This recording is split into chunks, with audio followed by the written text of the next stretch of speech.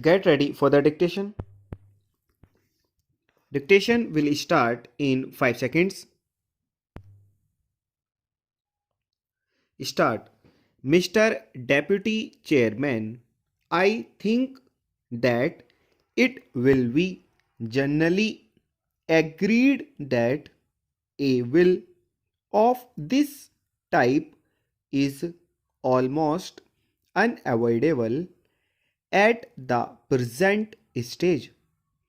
There may be differences about some measures and also about the extent to which the government proposes to go, that some fiscal control would be necessary at this stage when we are having development programs on a very large scale, a good part of which would be financed through deficit financing, will, I hope, be uncontested.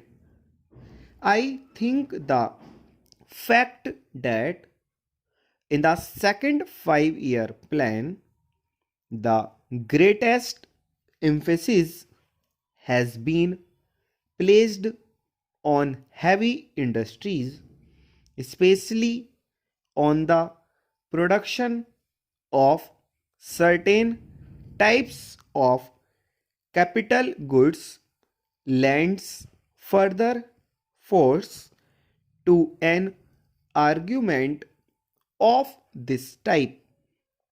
I am aware that the second 5-year plan has also provided that there will be an expansion in consumption, but I have no doubt that the greater emphasis on capital goods will result in at least a temporary shortage in consumer goods, and this may lead to further inflationary pressures. To a certain extent, such pressures have already been felt. The recent rise in prices is a kind of warning of the kind of situation that may develop unless we are careful from the very beginning. Therefore, I would say that this measure of the government, in so far as I can understand it, has a twofold aim. On the one hand, to increase the capacity of the Reserve Bank for creating money by not issue, and on the other hand to put restrictions on the creation of credit by private banks. The first aim is intended to ensure that the money that is required for the economic development of the country will not be lacking. The second is to see that unregulated creation of credit by private scheduled banks will not create a situation whereby inflationary pressures would become too great. To that extent, everybody would agree that a will of this type is unavoidable.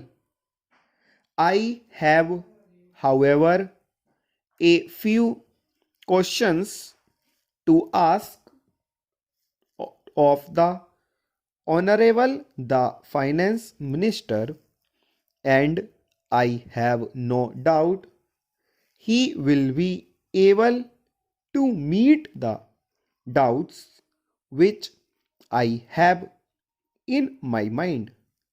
My first doubt is whether there is not an undue measure of fear about these inflationary pressures.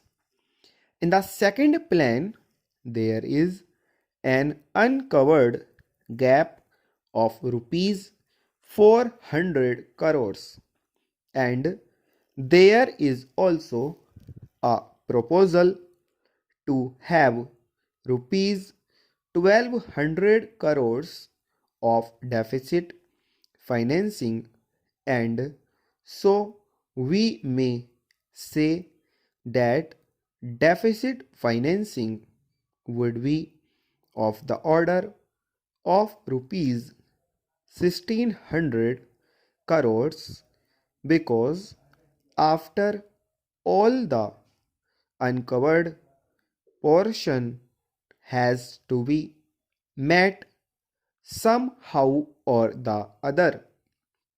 I do not know whether sufficient credit has been taken for a possible adverse trade balance which is bound to develop during the first 2 or 3 years of the second 5-year plan.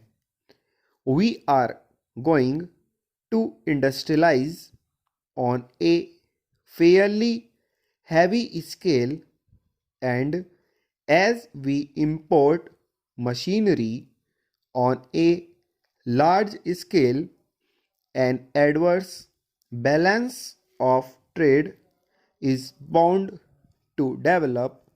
This adverse stock